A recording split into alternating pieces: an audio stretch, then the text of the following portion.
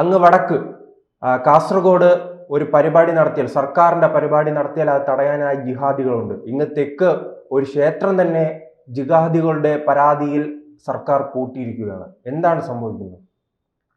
ഇത് തിരുവനന്തപുരത്ത് ആറാലമ്മൂട് എന്ന് പറഞ്ഞ സ്ഥലത്താണ് ഈ ശിവപുരം ക്ഷേത്രമുള്ളത്. അതൊരു സ്വാതന്ത്ര്യ സമര സേനാനി അവർ വച്ചാരാധന നടത്തിക്കൊണ്ടിരിക്കുകയായിരുന്നു. അവർ ആ ക്ഷേത്രവും സ്ഥലവും ഉൾപ്പെടെ അതൊരു ക്ഷേത്രമാക്കാൻ വേണ്ടിയിട്ട് ഭക്തജനങ്ങൾക്ക് വിട്ടുകൊടുത്തത്. നല്ലൊരു ക്ഷേത്ര ഉപദേവത പ്രതിഷ്ഠയൊക്കെ ആയിട്ട് വർഷങ്ങളായിട്ട് അത് അവിടെ പ്രതിഷ്ഠിച്ച് നടന്നു വരെയാണ്. അപ്പോൾ ഈ കനാലിൻ്റെ പുറമ്പോക്ക് എന്ന് പറയുന്ന ഒരു സ്ഥലമുണ്ട്. അതായത് മുമ്പ് ഈ കനാലിന് വേണ്ടിയിട്ട് സർക്കാർ, അന്നത്തെ രാജഭരണകൂടം പൈസ കൊടുത്ത ആൾക്കാരിൽ നിന്ന് പൊന്നും വിലയ്ക്ക് എടുത്ത സ്ഥലമാണ് ആ കനാലിലുള്ള സ്ഥലം എന്ന് പറഞ്ഞാൽ.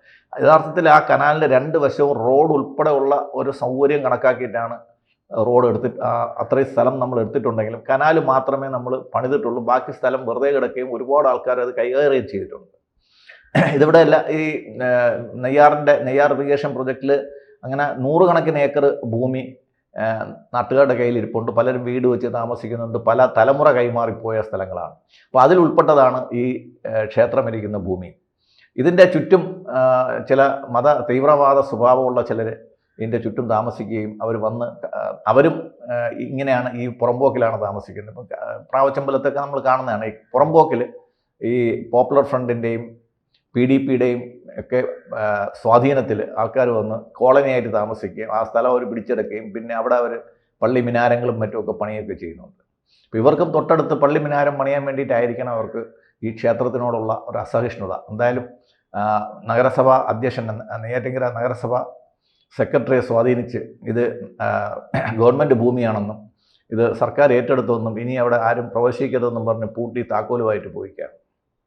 ഇത് പ്രദേശത്ത് ഇലക്ഷൻ്റെ സമയത്ത് യഥാർത്ഥത്തിൽ അവിടെ വളരെ ആക്റ്റീവായിട്ടുള്ള കാര്യങ്ങൾ നടന്നുകൊണ്ടിരിക്കുന്ന സമയത്താണ് ഇത്തരം ഒരു വർഗീയ പ്രശ്നം ഉണ്ടാക്കുന്നത്. ഇത് ശരിയായ സമയത്ത് നിയന്ത്രിച്ചില്ലെങ്കിൽ ഇതൊരു വർഗീയ സംഘർഷത്തിലേക്ക് പോകാനുള്ള ഒരു സംഭവം കൂടെ അതിനകത്ത് ഉണ്ട്. കാര്യം ഒരു ക്ഷേത്രത്തിനൊരു നോട്ടീസ് കൊടുക്കുമ്പോൾ ഒരു നോട്ടീസ് പോലും കൊടുക്കാതെ ചുമ്മാ ഒരു ക്ഷേത്രം പൂട്ടി താക്കോലെടുത്തിട്ട് പോകുന്നത് വളരെ നിസ്സാരവൽക്കരിച്ചിട്ടാണ് അവർ ഭക്തരുടെ വിശ്വാസത്തെ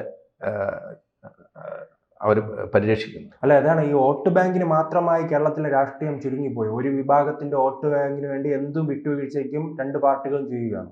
അല്ല, ക്ഷേത്രവിരോധം തന്നെയാണ്. ശബരിമല തകർക്കാനുള്ള ഒരു ശ്രമം ആ ഒരു രീതി നടന്നുകൊണ്ടിരിക്കുമ്പോൾ അതിൻ്റെ ആൾക്കാർ വളരെ വിഷമത്തിലും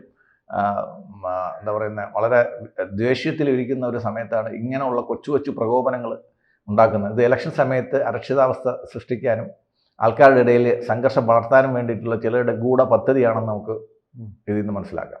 അല്ല, ഇത്തരം നീക്കങ്ങൾ എന്തുകൊണ്ട് തുടർച്ചയായി ഉണ്ടാകുന്നു? ഞാൻ ആദ്യം സൂചിപ്പിച്ചതുപോലെ തന്നെ കാസർഗോഡായാലും ഇങ്ങ് തിരുവനന്തപുരത്തായാലും തുടർ സംഭവങ്ങളാണ്. ഇത് രാഷ്ട്രീയ പിന്തുണയുണ്ടോ? ശബരിമല ആയാലും ക്ഷേത്ര വിശ്വാസങ്ങളുമായിട്ട് ബന്ധപ്പെട്ട കാര്യങ്ങളിൽ ഈ ഇടതുപക്ഷ സർക്കാരിലും അതിൽ ഉള്ള ഈശ്വര വിശ്വാസികളല്ലാത്ത മന്ത്രിമാരും ഒക്കെയാണ് ഇതിൻ്റെ പുറകിലുള്ളതെന്ന് വേണം നമുക്ക് മനസ്സിലാക്കാൻ. അപ്പോൾ ഈ പ്രശ്നങ്ങൾ എങ്ങനെ പരിഹരിക്കാൻ കഴിയും?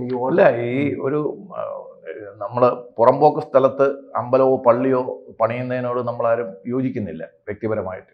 പക്ഷേ ഇത് വർഷങ്ങളായിട്ട് അനാഥമായിട്ട് കിടക്കുന്ന സ്ഥലത്ത് 4 ചുറ്റും വീടുകളും മറ്റുള്ള സ്ഥലത്ത് ഒരു ഉയർന്നു വന്ന ഒരു അമ്പലം അത് റെഗുലറൈസ് ചെയ്യുകയോ അല്ലെങ്കിൽ അതിന് പണം ഈടാക്കുകയോ അത് പൊന്നും വിലയ്ക്ക് സർക്കാർ ഏറ്റെടുത്തിട്ട് അത് അവർക്ക് വിലയായിട്ട് കൊടുക്കുകയോ അല്ലെങ്കിൽ അത് റെഗുലറൈസ് ചെയ്യുക. എത്രയോ ആയിരക്കണക്കിന് ഏക്കർ തോട്ടങ്ങളാണ് നമ്മൾ റെഗുലറൈസ് ചെയ്തത്. എത്രയോ ആയിരക്കണക്കിന് ഏക്കർ കുടിയേറ്റം നമ്മൾ റെഗുലറൈസ് ചെയ്ത് കൊടുക്കുന്നത്. ഇത് ആർക്കും വ്യക്തിപരമായിട്ടോ ലാഭത്തിന് വേണ്ടിയിട്ടുള്ള ഒരു ആരാധനാ കേന്ദ്രം മാത്രമാണ്.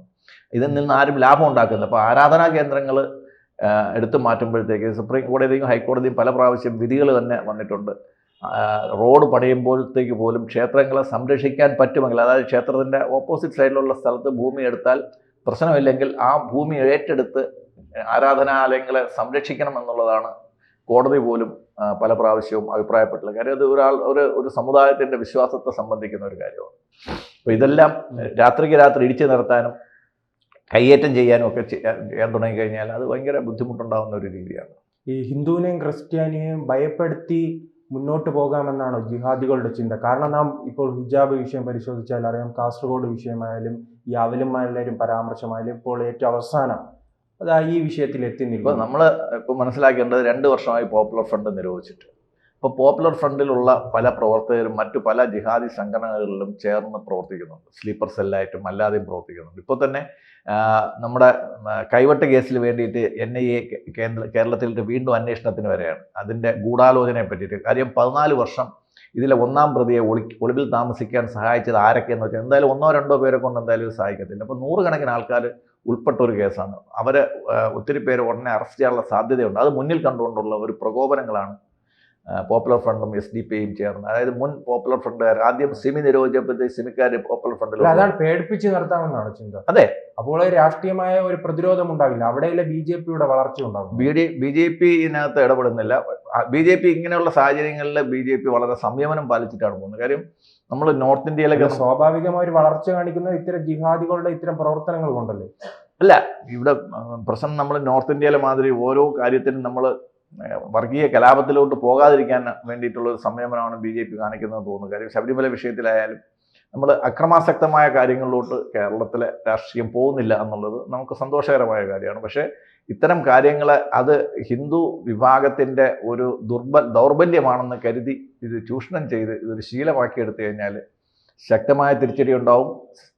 2 ഭാഗത്തും ആൾക്കാർക്കും വസ്തുക്കൾക്കും നാശം ഉണ്ടാകാനുള്ള സാധ്യതയുണ്ട്. അതുകൊണ്ട് നമ്മളെല്ലാവരും സംയമനം പാലിക്കുക. ഗവൺമെൻറ് ഇതിനെ വിശ്വാസത്തെ സംരക്ഷിക്കുന്ന ഒരു രീതിയിലോട്ട് ഗവൺമെൻറ് പോകണം.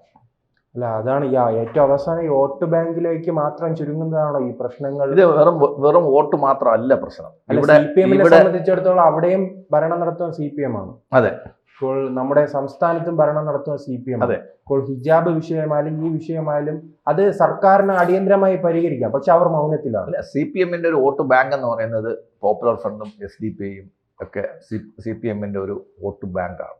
അവർക്കറിയാം അവരുടെ കൂടെയുള്ള ഹിന്ദുക്കളായാലും ഇപ്പോൾ നമ്മളെ പലത്തായിലായാലും ക്രൈസ്തവ ഹൈന്ദവ സമുദായങ്ങളെ ഒഴിച്ചു നിർത്തിയിട്ട് മാക്സിമം ഇസ്ലാമിക വിഭാഗത്തിൻ്റെ വോട്ട് നേടാൻ വേണ്ടിയിട്ട് അവർ എന്ത് വിട്ടുവീഴ്ചയ്ക്ക് അവർ തയ്യാറാവുന്ന ഒരു രീതിയാണ് നമ്മൾ കാണുന്നത്.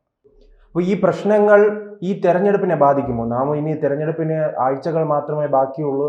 ഇത്തരം വർഗീയ ധ്രുവീകരണങ്ങൾ, ഈ ക്ഷേത്രം പൂട്ടിയ വിവാദം എല്ലാം ഈ തെരഞ്ഞെടുപ്പിനെ ബാധിക്കാനുള്ള സാധ്യത. തെരഞ്ഞെടുപ്പിൽ ഇപ്പോൾ NDAയുടെ ഘടകകക്ഷിയായ കാമരാജ് കോൺഗ്രസിൻ്റെ വിഷ്ണുപുരം ചന്ദ്രശേഖരനും അനുയായികളുമെല്ലാം ക്ഷേത്രം സന്ദർശിക്കുകയാണ്. ഇന്ന് വൈകുന്നേരത്തോടെ അത് തുറക്കാൻ സാധിക്കുമെന്നാണ് അവരുടെ ഒരു വിശ്വാസം. ഗവൺമെൻറ്റുമായിട്ട് നേരത്തെ തന്നെ നെയ്യാറ്റിൻകര ഗോപൻ സ്വാമിയുടെ കാര്യത്തിൽ ഗവൺമെൻറ് ഇടപെട്ടു, കോടതി ഇടപെട്ടു. അത് വലിയ വിവാദങ്ങൾ ഉണ്ടാക്കാൻ വേണ്ടിയിട്ട് നടക്കുന്നതാണ്. അവിടെ ഇത് തന്നെയായിരുന്നു സംഭവം. ഇവിടെയും അതേ ആൾക്കാരും അതേ ഗ്രൂപ്പും തന്നെയാണ് ഇവിടെ സംഘടിച്ചിരിക്കുന്നതെന്നാണ് ശ്രീ വിഷ്ണുപുരം ചന്ദ്രശേഖരൻ ഞാനുമായിട്ട് രാവിലെ സംസാരിച്ചപ്പോഴത്തേക്ക് പറഞ്ഞത്. അതുകൊണ്ട് അവർ കൂടുതൽ മത നേതാക്കൾ വൈകുന്നേരം അവിടെ സന്ദർശിക്കുന്നുണ്ട്. കോർപ്പറേഷൻ അല്ല, മുനിസിപ്പൽ കോർപ്പറേഷൻ തീരുമാനത്തിനനുസരിച്ച് ഇപ്പോഴും പൂട്ടിക്കിടക്കുകയാണ്. അല്ല, അത് അതിനകത്തൊരു പരിഹാരം ഉണ്ടായാലേ പറ്റത്തുള്ളൂ. കാര്യം രാഷ്ട്രീയ ഇടപെടലുകൾ ഉണ്ടാവും. അത് ഹിന്ദു സമുദായത്തെ, പ്രത്യേകിച്ചും തിരുവനന്തപുരം ജില്ലയിൽ തന്നെ അത് ഹിന്ദു സമുദായത്തെ CPM-ന് എതിരായിട്ട് വോട്ട് ചെയ്യാൻ പ്രേരിപ്പിക്കുന്ന ഒരു രീതിയിലോട്ട് പോകുന്ന മണ്ടത്തരമൊന്നും അവർ കാണിക്കത്തില്ല എന്നാണ് നമ്മൾ പ്രതീക്ഷിക്കുന്നത്. കൂടുതൽ വാർത്തകളും വിശേഷങ്ങളും നിങ്ങളിലേക്ക് എത്താൻ ABC മലയാളം സബ്സ്ക്രൈബ് ചെയ്യുക, ബെൽ ബട്ടണും അമർത്തുക.